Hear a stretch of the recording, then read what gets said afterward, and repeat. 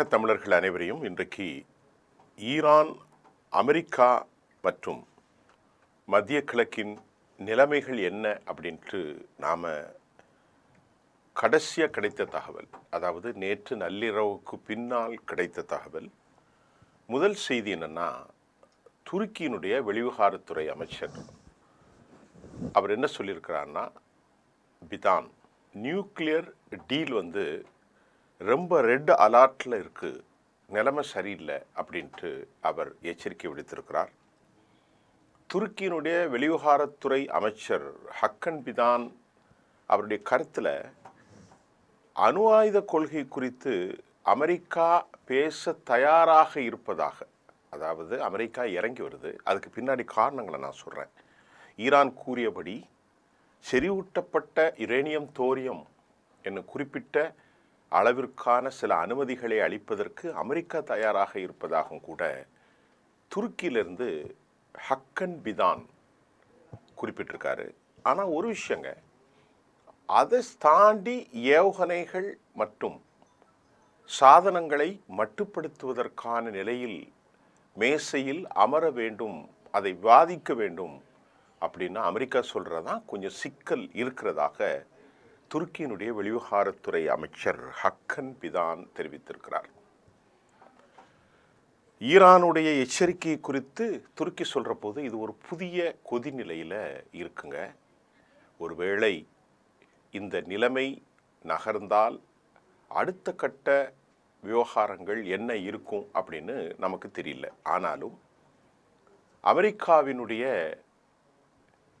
துணை ஜனாதிபதி, நாங்கள் பேச்சுவார்த்தை நடத்துவோம், அந்த பேச்சுவார்த்தையில் சமாதானம் ஏற்படாத பிரச்சனையில் அடுத்த நகர்வு நிலைகள் குறித்து சிந்திக்கப் போவதாக அமெரிக்காவினுடைய துணை ஜனாதிபதி ஜேடி வான்ஸுடைய கருத்து ரொம்ப ரொம்ப ரொம்ப முக்கியம். ஜேடி வான்ஸ் எச்சரிக்கை.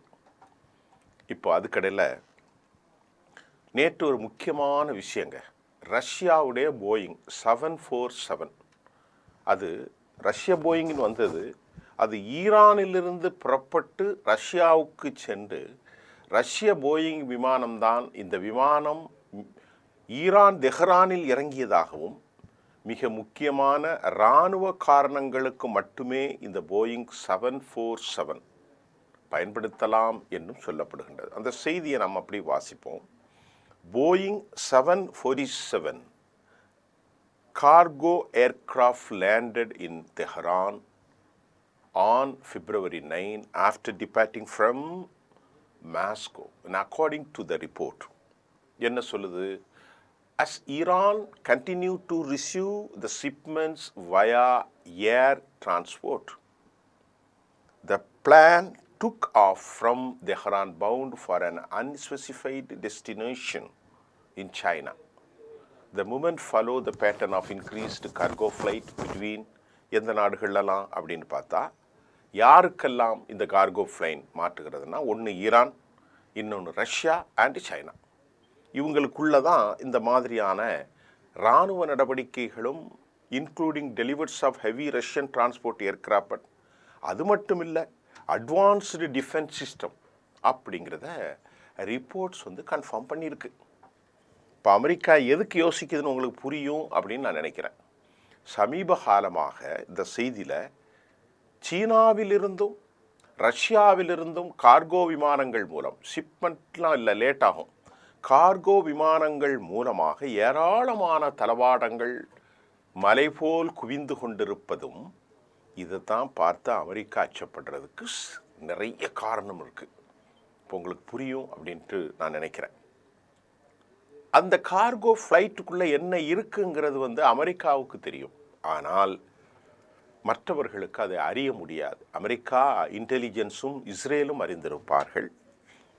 உயர்ந்த தொழில்நுட்பத்திலான பல விவகாரங்கள் அங்கு இருக்கும் என்றும் நாம் சொல்லப்படுகிறது. அடுத்து நம்ம சீனாவுடைய செய்தியை பார்ப்போம். இப்போ ஏற்கனவே 747 அது குறித்து ரிப்போர்ட் ஆங்கில செய்திகளை வந்ததை நான் வாசிச்சுட்டேன். Boeing 747 cargo aircraft landed in Tehran. எப்போ? February 9. சரி, அது சொல்லிட்டேன். இப்போ சீனா என்ன செய்கிறதுனா, சீனாவிலிருந்து ரொம்ப F-35க்கு சமமான J-20 போர் விமானங்கள் ஈரானுக்கு அனுப்பி வைக்கப்பட்டுள்ளது குறிப்பிடத்தக்கது. இது என்ன அதை சொல்லிட்டு நம்ம அடுத்த செய்தி மின்காந்த சிஸ்டத்தை பற்றி பேசுவோம். அமெரிக்காவுடைய ஃபைட்டர் ஜெட்ஸ் ஏர்கிராஃப்ட்ஸ், அதாவது F-15, 16 விட 18 ஒரு சொனிக் மிக முக்கியமானது. 22 பயன்படுத்தலை. இதுக்கு சமமாக J-20 விமானங்களை அவர்கள் கொடுத்திருக்கிறார்கள். இது ஒரு ஏர்கிராஃப்ட் விமானங்கள். இதன் மூலமாக தாக்குதல் நடத்தலாம் என்றும் அஞ்சப்படுகின்றது. அப்போ சீனாவும் தன் பங்குக்கு நிற்பதை உறுதி செய்கிறது. இதெல்லாம் ஒரு ஹேஷியம் அல்ல, உறுதி செய்கிறது. இதுக்கு இடையில் உலகத்தை ஆட்டி படைக்கக்கூடிய அளவிற்கு மின்காந்த அலைகள், தமிழில் சொன்னால் மூலமாக சக்தி வாய்ந்த காந்த அதிர்வலைகள் மூலம் இன்டர்நேஷ்னல் ஸ்பேஸ் ஸ்டேஷனை செயலிழக்க செய்யக்கூடிய செய்மதி தகவல்களை முழுமையாக செயல் இழக்க வைக்கும் மிகச்சிறந்த ஜாமர் தொழில்நுட்பங்கள் கருவிகளை ஈரான் நாட்டிற்கு சீனா வழங்கியிருப்பதாகவும், போர்க்காலத்தில் இது அமெரிக்காவுக்கு பெரும் குழப்பத்தை ஏற்படுத்தும் என்பதில் எந்த மாற்று கருத்தும் இல்லை என்ற செய்திகளும் வெளியாகிறது. அது உங்களுக்கு புரியுனா, இப்போது உலகம் முழுவதும் ஸ்பேஸ் ஸ்டேஷனில் பெரிய நாடுகள்லாம் இருக்காங்க. இப்போது இந்த கருவியை முதலாக சீனா தயாரித்திருக்கிறது. இந்த கருவி ரொம்ப சின்ன அளவிலான கார் வடிவிலான ஒரு சீன தயாரிப்புங்க. அதை நான் என்ன செய்வாங்கன்னா, கொஞ்சமாக நகர்த்தி அதை ஒரு இடத்துலேருந்து இன்னொரு இடத்துக்கு அந்த காரை நகர்த்தி அதிலிருந்து ஸ்பேஸ் கனெக்ஷனும் விட்டுருவாங்க. ஸ்பேஸ் டு லேண்டு, சர்ஃபேஸ்லேருந்து. இதன் மூலமாக அந்த சேட்டலைட்டை முழுமையாக தொடர்புகளை எரிக்க இயலும் என்றும், முதலாக கண்டுபிடித்திருக்கக்கூடிய சீனாவின் இந்த தொழில்நுட்பத்தை கண்டு யூரோப் ஒன்றியம் கடும் அதிர்ச்சி அடைந்திருப்பதாகவும் சொல்லப்படுகின்றது. நல்லா புரிஞ்சுக்கிட்டா உங்களுக்கு, இதுவரைக்கும் இல்லாமல் முதலாக ஒரு கார் வடிவிலான இதை அமெரிக்காவுக்கும் சீனாவுக்கும், ஒருவேளை போர் நடக்கிறது போருங்க, இன்னைக்கு நிற்கக்கூடிய அட்லாண்டா, இன்னைக்கு நிற்கக்கூடிய சீனியர் புஷ், இன்னைக்கு குறித்து ஹரி ட்ரூமன் உட்பட 10-11 கப்பல்களும் செய்மதி மூலம்தான் இயங்குகிறது. அதாவது சேட்டலைட் பிக்சர் மூலம்தான் இயங்குகிறது. அதில் சீனாவுடைய இந்த ஆயுதத்தை வைத்து ஈரான் குழப்பி அடித்து விட்டால் எங்கே கண்ணை கட்டி ஒருவனை கடலில் தூக்கி போட்ட கதையாக மாறிடும். இப்போ உங்களுக்கு புரியும்னு நினைக்கிறேன். ஒருவனை நல்ல கருப்பு துணியை கண்ணை கட்டி அப்படி கடலுக்குள்ளே தூக்கி போட்டால் என்ன லெவல் ஆயிடலாம் அப்படிங்கிற செய்திகளும் அமெரிக்காவையும் யூரோப்பிய யூனியனையும் குழப்பத்தில் ஆழ்த்தியிருக்கிறது. இப்போ நம்ம சொல்கிறது எல்லாமே மிக மிக முக்கிய சோர்ஸ். இதற்கிடையில் F-18 சூப்பர் சோனட் இந்த விமானம் F-35 மாற்றாக இருக்கும் என்று எதிர்பார்க்கப்படுகிறது. இப்போ இதுக்கு இடையில் ஆப்ரஹாம் லிங்கன் போர்க்கப்பல் அமெரிக்கா ரொம்ப விளையாட்டு பண்ணிக்கிட்டே இருந்துச்சு. இப்போ அது என்னன்னா, மெதுவாக ஈரான்லேருந்து நகர்ந்து எங்கே போயிட்டாங்க, 1500 கிலோமீட்டர் தொலைவில் உள்ள ஏமன் கடல் பகுதியில் கொண்டு நிறுத்திவிட்டார்கள். இந்த நிலையில் ஏப்ரஹாம் லிங்கன் போர்க்கப்பல்கள் ஈரான் தனது ட்ரோன்கள் மூலம் கிட்ட போய் துல்லியமாக படம் எடுத்து அனுப்பி வச்சு அதையும் ஃபோக்கஸ் பண்ணிட்டாங்க. இதை தடுப்பதற்கு அமெரிக்கா தவறிவிட்டது. ரொம்ப கவனிங்க, ரொம்ப விளையாட்டு காட்டுறாங்க ஈரான். அதே நேரத்தில் கத்தர் நாட்டில் உள்ள தொஹாவில் உள்ள அமெரிக்க இராணுவ நிலைகளையும் ஈரான் படம் எடுத்து, செய்மதி படம் எடுத்து சீனாவின் உதவியோடு பரப்பி அமெரிக்காவுக்கு வயிற்றில் புலியை, அமெரிக்கா என்னென்ன தொழில்நுட்பம் எல்லாத்தையும் இவங்க வெளியிடுறாங்க. இதில் எத்தனை இராணுவ விமானங்கள், எரிபொருள் நிரப்பும் அளவிலான விமானங்கள் என்பதையும் கூட சீன செய்மதியின் மூலமாக தெளிவாக படம்பெடுத்து, இதன் மூலம் அமெரிக்கா ஆட்டம் காணும் வகையில் இந்த படத்தை அவர்கள் அனுப்பியிருக்கிறார்கள். ஒன்று செய்மதியாக இருக்கலாம், இல்லது தனதா நாட்டில் இருக்கக்கூடிய உளவு ஷஹீத் 129 இது போன்ற விஷயமாக இருக்கலாம். இப்போ நாம் அந்த செய்மதி படத்தின் மூலம் என்னெல்லாம் வந்திருக்கு அப்படின்னு மறுபடி உங்களுக்கு நான் பார்க்குறேன். பாருங்கள், இந்த செய்மதியின் விமானங்கள் மூலம் என்னெல்லாம் வந்திருக்கு அப்படின்னு பார்த்தா, அமெரிக்காவுடைய ஆட்டம் காணும் வகையில் அமெரிக்காவை குழப்பியது மட்டுமல்ல, இந்த படத்தில் 16 வான்படை KC-135 பிளைட், நல்லா கவனிங்க, 16க்கு கரெக்டாக 16 KC-135 ஃப்ளைட். அது மட்டும் இல்லாமல் RC எரிபொருள் நிரப்பக்கூடிய விமானங்கள், இது உளவு விமானமாகவும் செயல்படும். இந்த விவகையெல்லாம் படம் பிடிச்சி இவ்வளவு அங்கே இருக்கதாக எங்கே கத்தரில் சீனா வழங்கிய செய்மதி தகவல்களை ஈரான் வழங்கியிருப்பதை பார்த்து அமெரிக்கா கடும் அதிர்ச்சி அடைந்திருக்கிறது. இப்போ வளைகுடா பகுதியிலிருந்து, ஏன் பாரசீக வளைகுடா பகுதியிலிருந்து ஈரான் தன் கப்பலை அமெரிக்கா மெதுவாக இடமாற்றிட்டாங்கன்னு பார்த்தா, சைனா ஏராளமான சேட்டலைட் பிக்சர்களை அனுப்பி வருகிறது. அமெரிக்க தளம் உள்ள இடங்களில் ஏராளமான தாட் பொறுத்திருக்கிறாங்களாம். ஏற்கனவே இஸ்ரேலில் பொறுத்திருக்கிறாங்க, சவுதிக்கு 700 தாட்டை அனுப்பியிருக்கிறாங்க. இப்போ உதாரணத்துக்கு பார்த்தீங்கன்னா ஜோர்டானிலும் இந்த தாட் பொருத்தப்பட்டிருக்கிறது. நேற்று ஒரு மிக முக்கியமான செய்தி ஒன்றை நான் இப்பொழுது தருகிறேன்.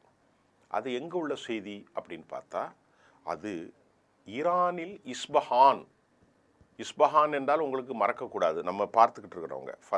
அதாவது 1 நட்டான்ஸ், இஸ்பஹான், ஃபர்தோஸ், 3 அணு நிலைகளை அவங்க தாக்குனாங்க. இதில் B-2 பாம்பர்ஸ் மூலம் GBU-57 குண்டுகளை போட்டு அடித்தாங்க. இப்போ அந்த அதாவது B-2 பாம்பர்ஸ் மூலம் GBU-57 குண்டு வெடிக்காமல் கிடக்கு. அதை எடுத்து இப்போ ஆய்வு நடந்துக்கிட்டு இருக்கு ரிவர்ஸ் இன்ஜினியர்களின் மூலம். தற்போது இஸ்பஹான் அணு ஆயுத சுரங்கப்பாதைகள் முழுமையாக அடைக்கப்பட்டிருப்பதை பார்த்து அமெரிக்கா அதிர்ச்சி அடைந்திருக்கிறது. இதன் மூலமாக அந்த இஸ்பஹான் அணு ஆயுத சுரங்கத்துக்குள் செல்வதற்கு வேறெங்கேனும் ரகசிய பாதைகள் இருக்கிறதா என்பதை அமெரிக்கா கண்டுபிடிக்காமல் திணறல் நடவடிக்கைகளில் மேற்கொண்டிருக்கிறார். இந்த நிலையில் இந்த போர் இப்போ எப்படி போகுது அப்படிங்கிறத உங்களுக்கு நல்லா சொல்லியிருக்கேன். முதலாவது தெரிஞ்சுக்கிடுங்க, ஈரான் உலகத்தில் அமெரிக்காவை சர்வதேச காணொளி நேற்று லண்டன்ல இருந்து வெளியானது. அதில் ஒரு செய்தி என்ன சொல்கிறாங்கன்னா, அது ஒரு ஆர்டிக்கிள். போரில் ஆயுதங்களை விட வலிமை எதுவென்று சொல்லப்படுகிறது என்றால், 2ஆம் உலகப் போரில் ஜெர்மனி தாக்குதல் நடத்துவதற்கு வலிமையாக இருந்தபோது, ஜெர்மன்கிட்ட மட்டும்தான் அப்போது அணு ஆயுத கப்பல்கள் இருந்திருக்கிறது. அதே போன்று சில விஷயங்களை ரகசியமாக பலிஸ்டிக்ஸை தொழில்நுட்பத்தையும் கூட அந்த நேரத்தில் வைத்திருந்ததாக சொல்லப்படுகின்றது. இருந்த போதிலும் அவற்றை பிரித்தானியாவுக்குள் இறங்குவதற்கு உளவியல் ரீதியாக BBC தொலைக்காட்சி ஒருவேளை கடல் பகுதியில் இறங்கினால் அனைவரும் தீக்கிரையாக்கப்படுவார்கள் என்று உளவியல் ரீதியாக ஒரு பதட்டத்தை ஏற்படுத்தினார்கள். கடைசி வரைக்கும் நாஜிக்கள் பிரித்தானியாவுடைய அந்த கடல் பகுதியை பார்த்து அப்படியே பதட்டம் அடைந்தார்கள் என்ற செய்தியை லண்டனிலிருந்து வருகிற அந்த செய்தி தெளிவாக சொன்னாங்க. அவங்க சொல்கிறாங்க, இந்த மாதிரி ஒரு உளவியல் பதட்டத்திற்கு அமெரிக்காவும் இஸ்ரேலும் தற்போது ஆள்பட்டிருக்கிறது. ஈரான் முதற்கட்டத்தில் வெற்றி கண்டுபிடிச்சிட்டாங்க. போர் நடப்பது, டிஃபென்ஸ் சிஸ்டம் வருவது, அப்புறம் 2வது பலிஸ்டிக்ஸ் வைத்து தாக்குதல் நடத்துவது, ஏர்கிராஃப்ட்ஸ் வைத்து அடிப்பது, இதெல்லாம் அப்புறம். முதல்ல உளவியல் ரீதியாகவே அமெரிக்காவுக்கு பெரிய ஒரு நிலையை ஏற்படுத்தியிருக்கிறார்கள் என்று அமெரிக்க சார்பு நிறுவனம் தான் இந்த செய்தியை வெளியிட்டிருக்கிறது. இதுதான் ரொம்ப முக்கியமாக பார்க்குறது. மறுபடியும் சொல்கிறேன், அமெரிக்க சார்பு நிறுவனம் தான் இந்த செய்தியை வெளியிட்டு உளவியல் ரீதியாக ஈரான் வெற்றி பெற்றதற்கு அவர்கள் சொல்கிற காரணம், செய்மதியின் மூலம் படங்களை எடுத்து என்னென்ன ஏர்கிராஃப்ட்ஸ் எல்லாம் நிறுத்தப்பட்டிருக்கிறது, RC எங்கே நிற்கிறது, 16க்கும் மேற்பட்ட விமானங்கள், இதை அவர்கள் கத்தரிலிருந்து அனுப்பியிருக்கிறார்கள். 2வதாக அட்லாண்டாவிற்கு வந்த உடனே அவர்கள் ஷஹீத் 139 மூலம் அல்லது 36 மூலமாக படத்தை எடுத்து அதையும் அனுப்பியிருக்கிறார்கள். 3வது அமெரிக்க கப்பல்களின் கடல் நடமாட்டத்தை கண்டறிவதற்கு சீனாவினுடைய உதவியோடு அனைத்தையும் உடனுக்குடன் அப்லோட் ஆகிக்கொண்டே இருக்கிறது. 4வது 747 மிக நெருக்கடியான காலகட்டத்தில் ரஷ்யாவுடைய விமானங்கள் வந்திறங்கியதும் அதற்குள் என்ன இருப்பது என்பதை அறிய முடியாமல் திணறல். 5வது J-20 விமானங்கள் அமெரிக்காவினுடைய F-18 ஏர்கிராஃப்ட் சோனட்டுக்கு சமமான மிக முக்கியமான விவகாரங்களை அவர்கள் அனுப்பியிருப்பது. 6வது இதையெல்லாம் யூகித்து அணு ஆயுதத்தில் கொஞ்சம் பேச்சை நடத்தலாம் என்ற அளவிற்கு அதை கூட கொஞ்சம் அட்ஜஸ்ட் பண்ணலான்னு அமெரிக்கா இறங்கி வருவதை நான் சொல்லலை, பதான் அறிவித்திருக்கிறார். துருக்கியினுடைய வெளிவிவகாரத்துறை அமைச்சர் அறிவித்திருக்கிறார். இது 6. 7வது 8வது இதுதான் ரொம்ப முக்கியம். மெதுவாக உலகத்தை ஆட்டி படைக்கும் அட்லாண்டா கப்பல் ஆப்ரஹாம் லிங்கன் மெதுவாக பாரசீக எல்லையிலிருந்து 1500 கிலோமீட்டர் மெல்ல இடம்பெயர்ந்து யமனுக்கு போய்விட்டது. இப்போ புரிந்து கொள்ளுங்கள், உளவில் ரீதியாக வெற்றி பெற்றிருக்கிறது ரஷ்யா, சீனா மற்றும் ஈரான் வெற்றி பெற்றிருக்கிறது. ஆக என்னதான் பெஞ்சமின் தொங்கினாலும் நடக்காது என்பதை இந்த செய்திகள் காட்டலாம். இருந்த போதிலும் அமெரிக்காவினுடைய திட்டங்கள், இரகசிய பரிவர்த்தனைகள், துல்லியமான தாக்குதல்களை நாம் அவ்வளவு குறைமதிக்கு உட்படுத்திவிடக்கூடாது. அமெரிக்காவும் மொசாத்தும் மிகச்சிறந்த வல்லமையாளர்கள், நுணுக்கமான சில திட்டங்களை வைத்திருக்கலாம். அது என்ன நடக்கப் போகிறது பொறுத்திருந்து பார்ப்போம். நன்றி.